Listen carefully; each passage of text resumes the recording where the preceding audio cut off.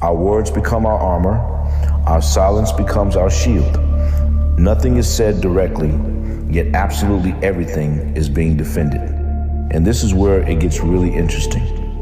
Think about your own habits for a second. That quick flash of anger, that tendency to over-apologize, that sarcastic comment that just slips out. We usually just call those our personality quirks. But what if they aren't?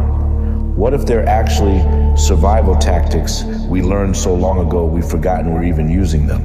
So let's dive into this idea of communication as a kind of camouflage. It suggests that our different communication styles are really just different ways we've all learned to hide our inner wounds, our core insecurities from the world. Take silence, for instance. We often see it as a sign of peace or maybe restraint, but for so many of us, silence is a strategy. It's a quiet internal calculation that staying quiet, risking nothing, is way safer than speaking your truth and maybe facing rejection. It's not peace, it's more like suffocation. And then of course you've got the total opposite, over-explaining. This isn't really about being clear.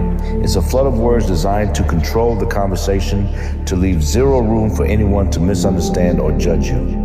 It comes from a deep fear that if we just stop talking, our silence will reveal a fragility we just can't stand to show. Oh, and sarcasm. Sarcasm and humor might just be the cleverest camouflage of all.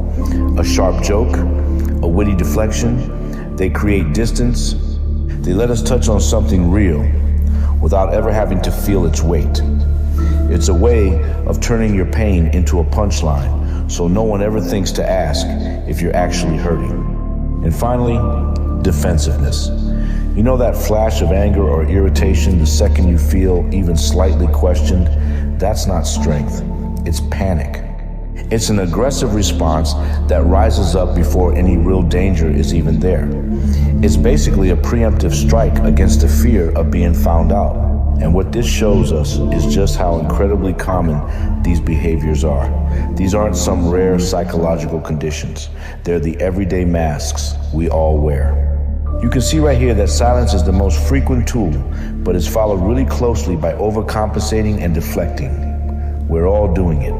When you look at all these behaviors, all these masks, they all point to one really powerful idea. Maybe the problem isn't what we're doing wrong. Maybe it's about why we're doing it. We tend to think of insecurity as just a lack of confidence, maybe a character flaw. But what if it's not? What if it's a deep, systemic fear response? It's described here as an emotional fracture that's rooted in that raw, unspoken terror of just not being enough. And right here, this is the whole chain reaction laid bare. It starts with that core insecurity. That fear then dictates our communication style, making us use silence or aggression or sarcasm as armor.